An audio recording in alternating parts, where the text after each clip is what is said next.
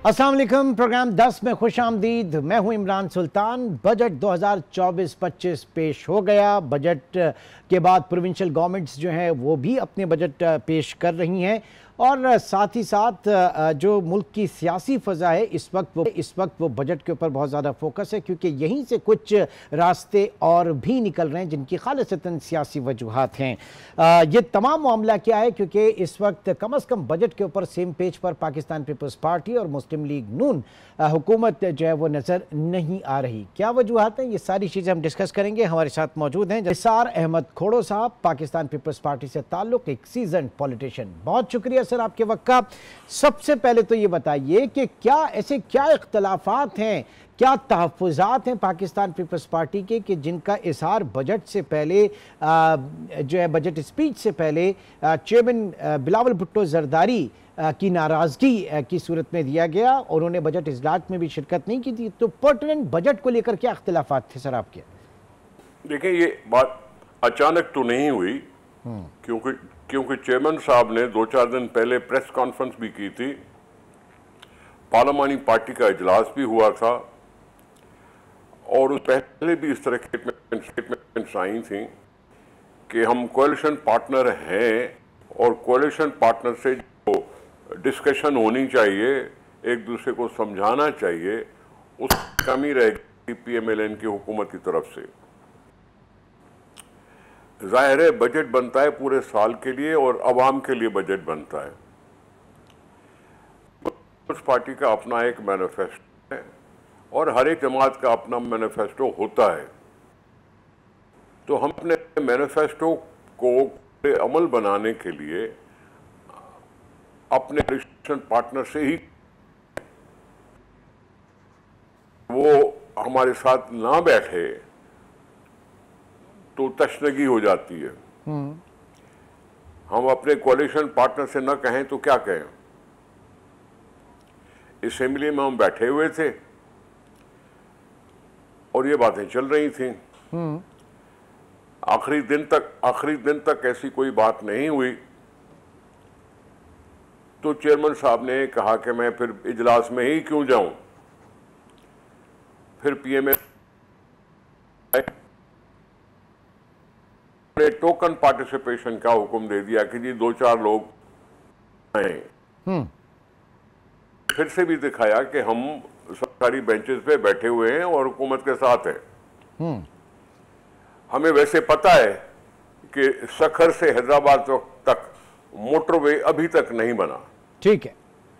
इमरान खान ने 3.5 साल जाया किए, फिर 16 महीने जाया हुए, अभी भी चीज वहीं की वहीं है। ये मेगा प्रोजेक्ट चले सर, आपने इख्तिसार से बता दिया कि ऐसे मसाइल नहीं थे, सिर्फ अवामी उसकी थी, लेकिन इसको ट्रांसलेट कुछ और किया जा रहा है। अखबारों में और टॉक शोज में बात ये कही जा रही है कि ये नाजुक मौका है। सबको पता है कि IMF का बजट बहुत भारी भरकम है और इसको हजम करना नामुमकिन है।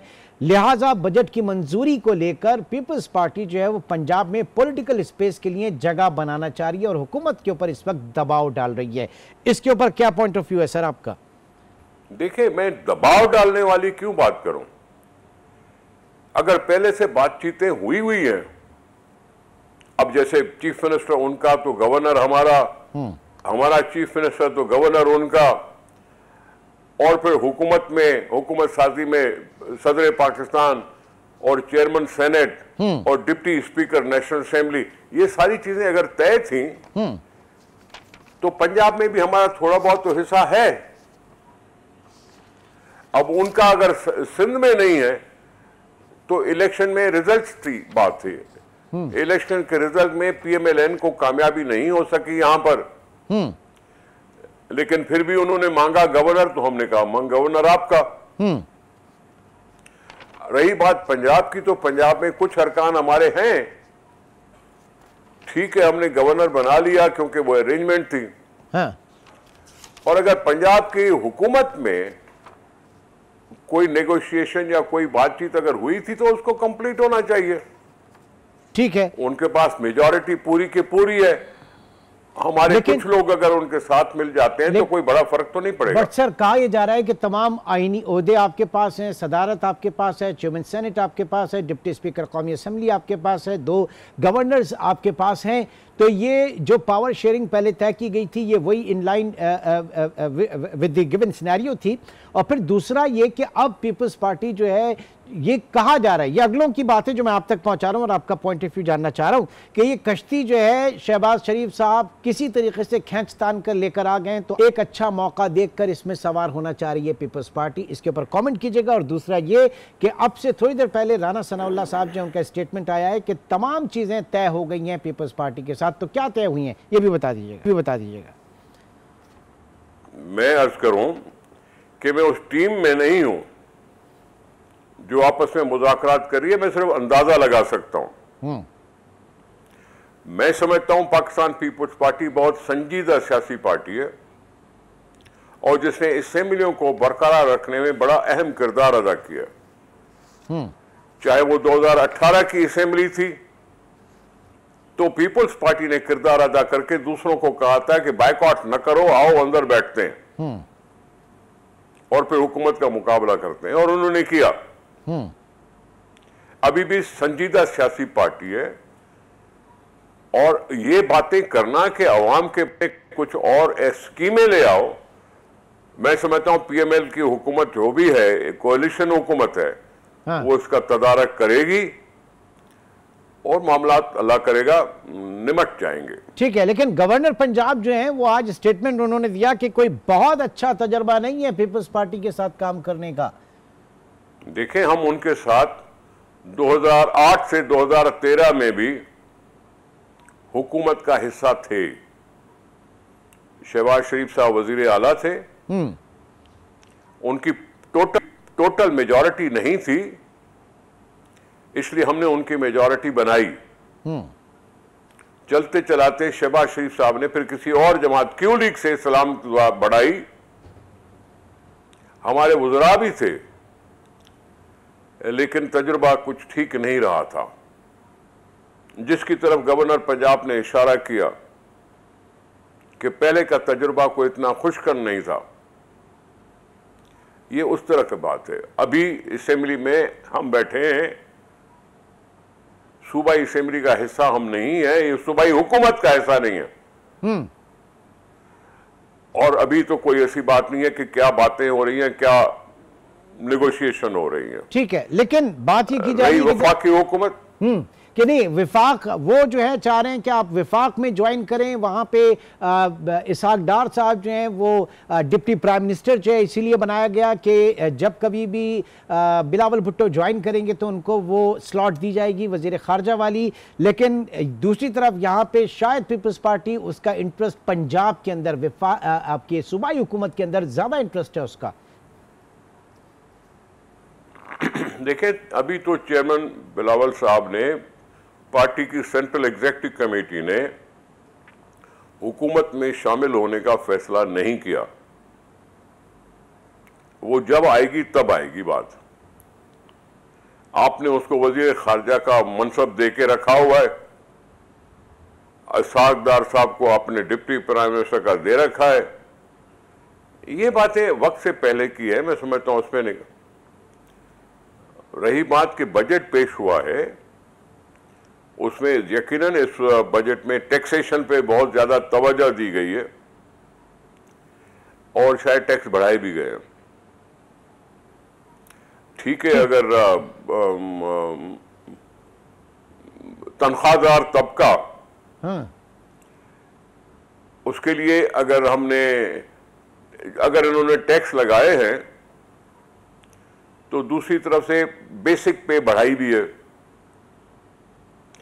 महंगाई है या मुश्किलात हैं, ठीक है, कोई भी मुल्क टैक्स के बगैर चलता नहीं है। एग्जैक्टली सर, मैं इसी पॉइंट के ऊपर आऊंगा। निसार खोड़ो साहब हमारे साथ मौजूद। बजट की जो जुजियात हैं उनको हम डिस्कस करेंगे। एक छोटे से ब्रेक के बाद दोबारा मिलते हैं। Welcome back. निसार खोड़ो साहब इस वक्त हमारे साथ मौजूद है। सर, बजट के हवाले से बात की जा रही है। विफाक का जो बजट है वो भारी भरकम टैक्सेस से भरपूर है। पंजाब का बजट जो है वो टैक्स फ्री बजट है। सिंध का बजट भी बड़ा अच्छा बजट जो है वो पेश किया। वहाँ पे मुलाजमिन की तनख्वाहें जो है उसमें बड़ा इजाफा किया गया।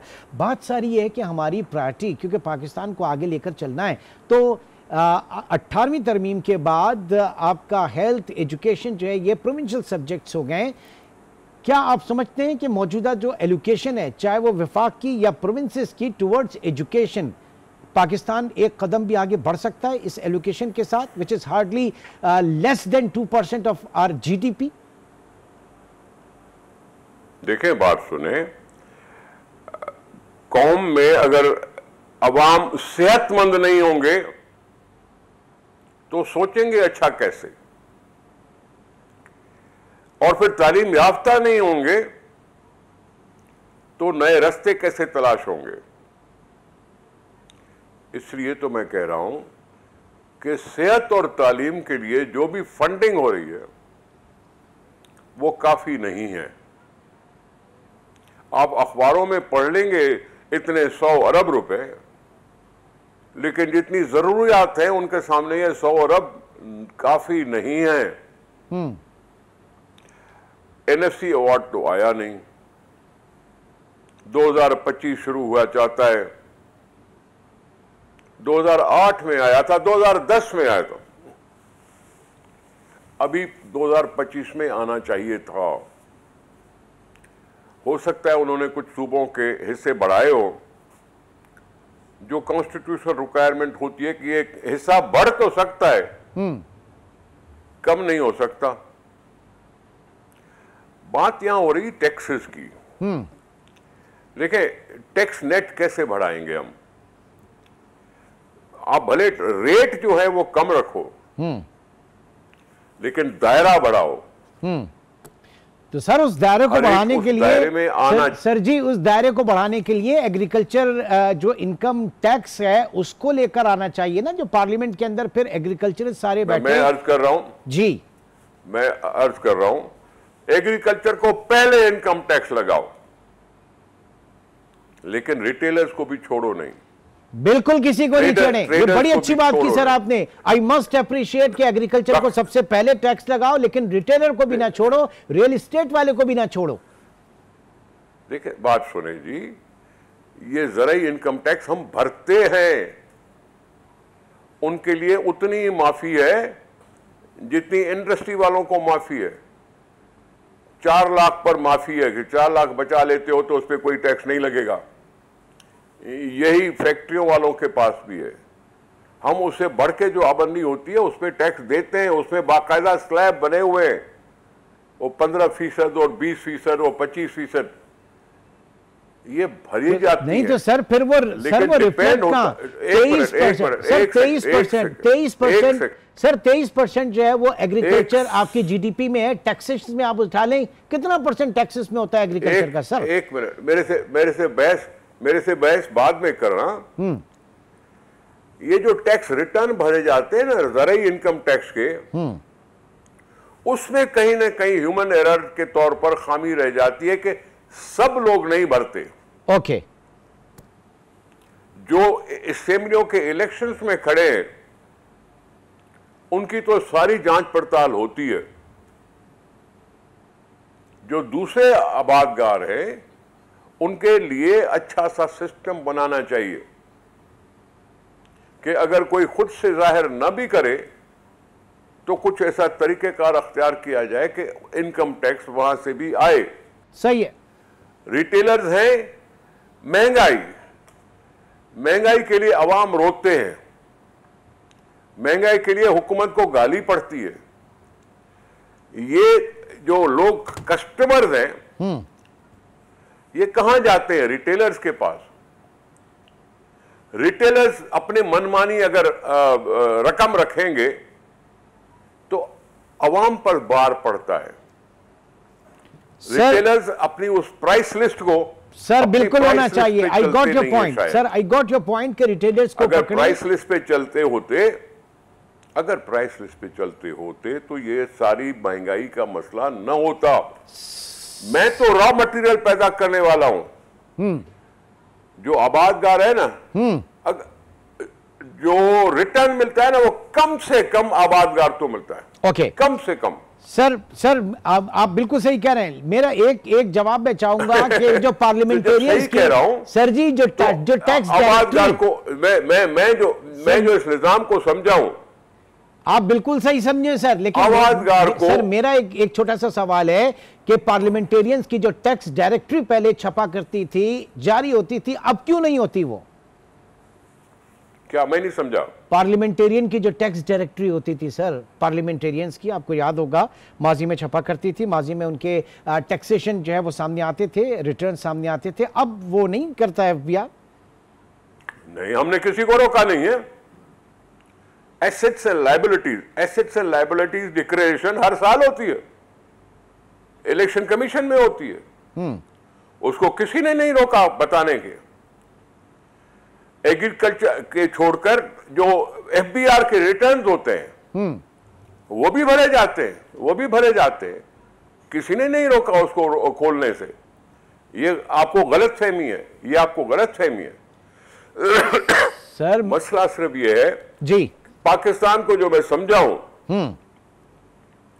एक्चुअल जो आबादगार है, जो जमीन पर हल चलाता है, उसकी मेहनत जाया हो रही है, क्योंकि उसको कम से कम उजरत मिलती है, और बीच में जो लोग आते हैं वो घर बैठे कमा लेते हैं, मिडिलमैन, घर बैठे। अब ये अगर मिडिलमैन का कोई रास्ता खत्म किया जाए तो हो सकता है आबादी कोई प्रोटेक्शन हो। तो अगर मैंने मार्केट में गया, मार्केट में अपने मुंह मांगे दाम नहीं मिले, आगे उन्होंने लेके रख दिया, मार्केट में शॉर्टेज हो गई, चीजें जी महंगी हो गई, तो महंगापना जो है उसका फायदा तो रिटेलर को होता है। सर ये चीजें मुझे तो नहीं होता, मैं तो गरीब आदमी हूं। सर ये चीजें सही भी तो आप ही लोग करेंगे ना, आप लेजिस्लेटर हैं, जो पार्लियामेंटेरियंस हैं, उनका ये काम है ना। जी एक मिनट, मैंने कहा कि निजाम वजह करना चाहिए, निजाम वजह करना चाहिए, ये मैंने पहले कहा। सही, हम इनडायरेक्ट टैक्सेस भी भरते हैं, और इतनी कमाई से ज्यादा अगर हम मुनाफा मनाते हैं तो उस पर टैक्स देना पड़ता है। टैक्स के बगैर कोई मुल्क चलता नहीं है। ये अभी बड़ी खबरें गर्म है कि जनाब, ये जो इस वक्त कहीं ना कहीं कुछ ना कुछ तो है कि जनाब प्रेसिडेंट साहब जो है वो भी इन हो रहे हैं और बैकडोर राब्ते चल रहे हैं। ये जो इस वक्त एक खलीज सी नजर आ रही है इसको तय करने के लिए, तो चीजें उतनी सादा हैं नहीं सर। किसके राब्ते हो रहे हैं? ये साथ राब्ते हो रहे हैं? नून लीग के साथ पार्टी लेवल पे इन मामलात को हल करने के लिए, चाहे वो बजट के हवाले से हो या और चीजों के हवाले से। कौन राब्ता कर रहा है सर? अभी मुदाखलत जो है वो सदर साहब की भी हो रही है, ये सुनने में आ रहा है, ये टीवी के ऊपर हेडलाइंस चल रही हैं। मैं इसके हवाले से जानना चाह रहा हूं। आपको क्यों इस पे हैरानी है? सदर साहब इस मुमलकत के सदर है, सियासत है, सिविलियन सदर है, तो वो मुदाखलत क्यों नहीं कर सकता? आरिफ अलवी साहब अगर करते... आरिफ अलवी सर, हेलो, मैं वही तो बात कर रहा था। आरिफ अलवी साहब कहे आर्मी चीफ को बुलाए, इमरान खान को बुलाए, सदारती महल में उनकी मुलाकात कराए, तो वो ठीक है। अगर सदर जरदारी ने अगर नवाज लीग से साथ बात की या किसी और जमात से बात की तो आपको एतराज है? मैं यही जानना चाह रहा हूं कि इस वक्त सूरत-ए-हाल कहां खड़ी है, जो इतनी सादा सी बात कही जा रही थी कि सूरत-ए-हाल ठीक है, सूरत-ए-हाल ठीक है। ये पार्लियामेंट है मौजूद, पार्लियामेंट में भारी अक्सरियत है हुकूमत के पास, जो भी उसके कोalition पार्टनर हैं वो सीरियस हैं, और फिर इस तरह से आपको आने चाहिए। ओके, अच्छा मुझे ये बताइए, क्योंकि प्राइवेटाइजेशन के हवाले से एक डिफरेंट मौक़िफ़ है पाकिस्तान पीपल्स पार्टी का, और वज़ीर ख़जाना जो है वो कह चुके हैं कि हम निकलना चाह रहे हैं कारोबार से, हुकूमत जो है वो प्राइवेटाइजेशन की तरफ जाएगा। अब हुकूमत का मसला ये है कि 2/3 अक्सरियत इसके पास है नहीं, लेकिन जिस तेज़ी से काम हो रहा है प्राइवेटाइजेशन के ऊपर, तो उसको यकीनन सपोर्ट चाहिए अपने एलाइज की। तो क्या पीपल्स पार्टी का क्या मौक़िफ़ होगा सर? देखें, यहां दो चार चीजें हुई हैं। एक तो स्क्रैप बना के स्टील मिल को बेच दो, पीआईए को बेच दो, या दूसरा तरीका होता है आउटसोर्सिंग का।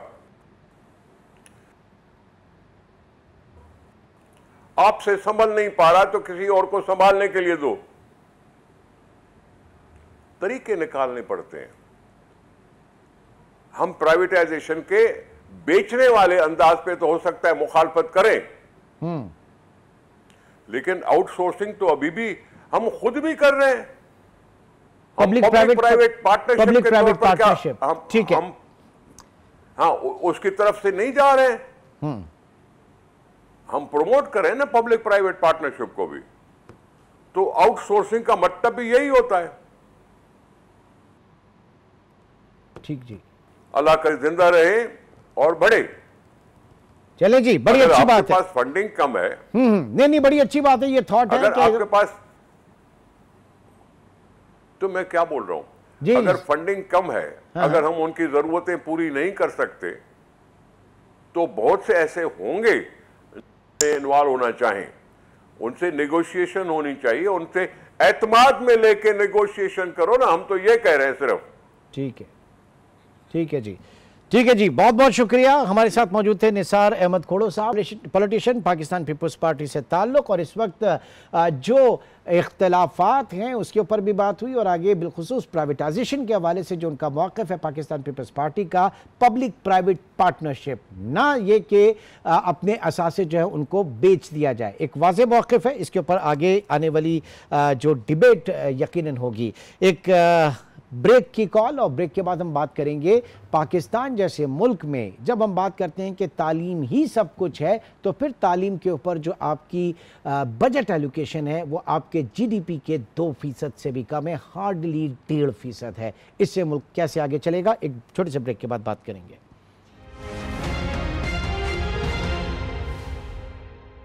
Welcome back. Chairman HEC doctor Mukhtar Ahmed इस वक्त हमारे साथ मौजूद है। सर, बहुत शुक्रिया आपके वक्त का। सबसे पहले तो मैं ये जानना चाहूँगा कि पाकिस्तान में ओवरऑल एजुकेशन के ऊपर जब आपके अपने जीडीपी का हार्डली 1-1.5% रखते हैं पाकिस्तान जैसे मुल्क में, तो फिर मुस्तकबिल आपको क्या नज़र आता है एज़ कम्पेयर टू अदर जो तरक्की याफ्ता ममालिक हैं? कहाँ खड़ा हुआ देखते हैं हम अपने आप को? देखिए, चैलेंज तो है, डेफिनेटली आप सही फरमा रहे हैं कि हमने मेरा ख्याल है 2 पॉइंट समथिंग पे एक दफा हाईएस्ट लेवल पे किसी स्टेज पे गए थे पूरी एजुकेशन के ऊपर। जो एलोकेशन थी 2.29 या 2 पॉइंट समथिंग हम गए थे कि एक स्टेज पे मेरा ख्याल है कि 3 को टच करने वाले थे। लेकिन उसके बाद पहले भी और बाद में भी जो एक तो नेचुरली जो बहुत सारे मसाइल हैं पाकिस्तान के वो भी फैक्टर है, लेकिन प्रायोरिटी की बात है मेरा ख्याल है कि हमें भूखा रह लेना चाहिए लेकिन एजुकेशन और हेल्थ को सेव करना चाहिए। अभी आप फोरो साहब से बात कर रहे थे, बिल्कुल मैं एग्री करता हूँ कि तालीम और हेल्थ को अगर हम सेव कर लें तो पाकिस्तान के बहुत से मसले ठीक हो सकते हैं। और फिर ये है कि अगर हम इतनी इन्वेस्टमेंट एजुकेशन पे कर रहे हैं तो फिर हम दुनिया के मुताबिक उसकी क्वालिटी भी मांगते हैं। फिर हम पाकिस्तान में अगर यूनिवर्सिटियों की बात करें तो आप ये भी कहते हैं कि जी हम रैंकिंग में नंबर 1 पे क्यों नहीं है, टॉप 100 पे क्यों नहीं आते। तो ये फ्री चीज़ें नहीं आती होती, इसके लिए एफर्ट करना पड़ता है, इसके लिए कंट्रीब्यूट करना पड़ता है, इसके लिए रिसोर्सेज मुहैया करने पड़ते हैं। और सेम टाइम मैं ये भी मानता हूँ कि हमारे सेक्टर के इश्यूज हैं क्वालिटी के, गवर्नेंस के, वो अपनी जगह हैं। अच्छा, ये बताइएगा कि इस महदूद फंडिंग की वजह से, महदूद बजट की वजह से जो हमारी इंस्टीट्यूशंस हैं, हमारी यूनिवर्सिटीज़ हैं, हायर एजुकेशन इंस्टीट्यूशंस हैं, इनको किस तरह के मसाइल का सामना है फौरी तौर पे? मैं एक तो मैं अर्ज करूं कि महदूद वसाइल अपनी जगह, अनसर्टेनिटी तो उससे बड़ी डेंजरस चीज है। अभी जिस तरह प्राइम मिनिस्टर साहब ने इमरजेंसी का ऐलान किया एजुकेशन का, तो मैंने मिनिस्ट्री अपनी को कहा था कि एक सजेशन दी थी कि पाकिस्तान इस इमरजेंसी में ये तो कम से कम ये फैसला कर ले गवर्नमेंट कि हम एक 3 साल का टेंटेटिव बजट देंगे एजुकेशन और हेल्थ के लिए। चले हम इस वक्त एजुकेशन को फोकस करते हैं ताकि एजुकेशन सेक्टर उसमें प्रॉपर प्लानिंग तो कर सके और व्हाटएवर कंडीशन, इस सब जिस तरह वो अभी एनएफसी की बात कर रहे थे कि इससे कम नहीं हो सकता, अगर रिसोर्सेज अल्लाह बढ़ा दे तो ज्यादा कर सकते हैं, ताकि हमें भी पता हो कि हमने किस तरफ जाना है। हमें होता ही ऐसे है कि एलोकेशन तो हो जाती है लेकिन श्योरिटी नहीं होती कि ये सारे पैसे मिलेंगे।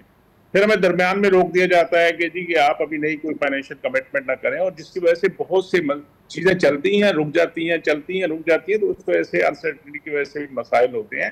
और जो आपका क्वेश्चन है कि इस वक्त इमीडिएट हमारे क्या चैलेंजेस है, सबसे बड़ा चैलेंजेस जो है इस वक्त तो सैलरी हम उसको पूरा नहीं कर पा रहे।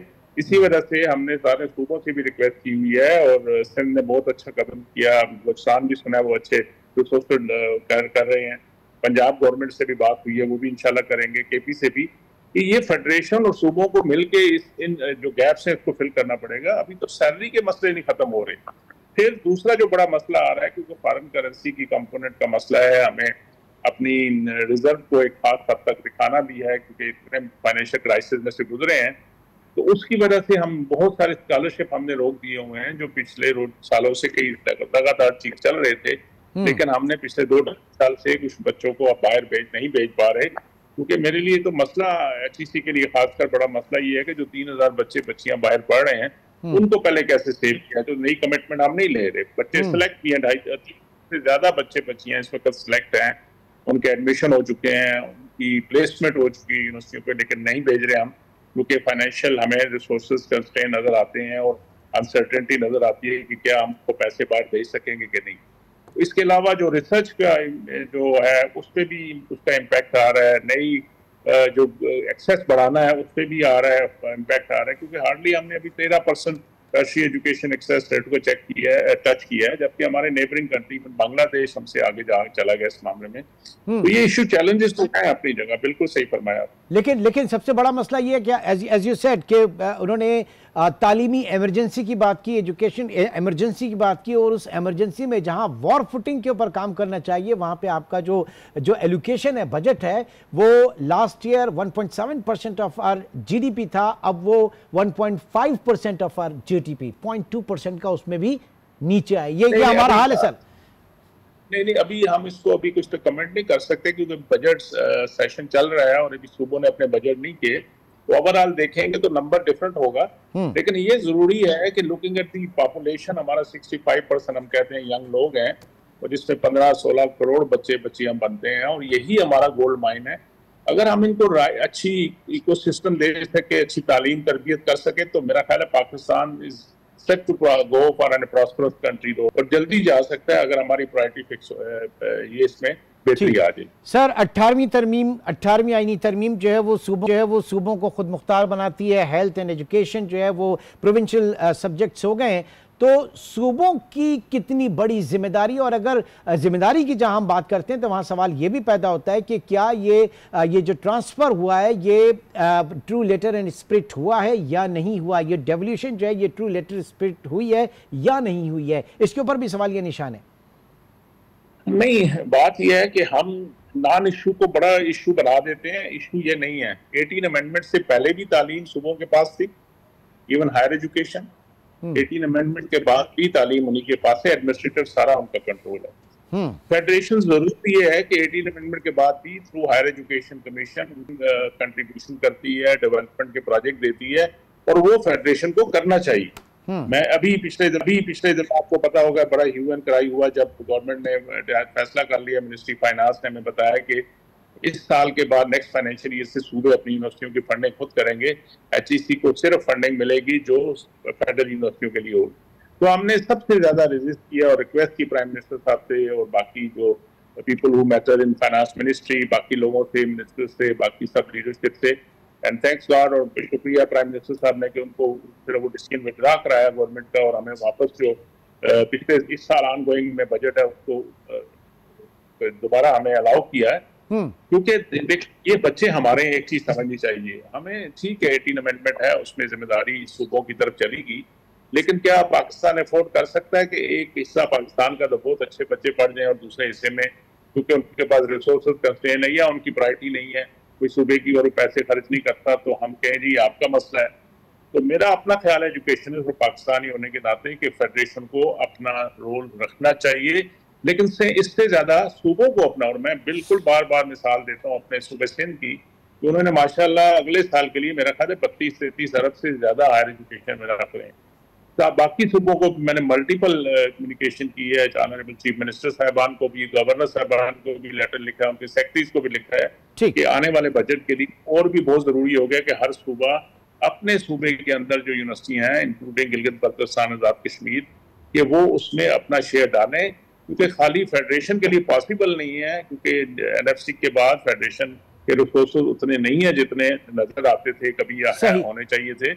तो इस वजह से सबको अपनी जिम्मेदारी समझनी है। सिर्फ ये समझना, ये चीज जरूरी है हम सब के लिए कि हम समझें कि ये हमारे बच्चे, इनको हमने पढ़ाना है। बहुत बहुत शुक्रिया। Chairman Higher education Commission doctor मुख्तमक हमारे साथ मौजूद थे। और पाकिस्तान जैसा मुल्क जिसमें सिर्फ जो हमारी जो यूथ है, अगर हम इसी को एक सही डायरेक्शन में ले जाएं, और ज़ाहिर है कि उसके लिए तालीम सबसे पहले, तालीम सबसे बड़ी चीज़ है, सबसे अव्वलीन तरजीह, उस तरजीह के हवाले से 4 से 5% अपनी मजमूई कौमी पैदावार का हमें इन्वेस्ट करना होगा अपनी एजुकेशन के ऊपर। इसी के ऊपर बात कर रहे थे। इंशाल्लाह आपसे फिर मुलाकात होगी। अपना बहुत ख्याल रखिएगा। अल्लाह हाफ़िज़।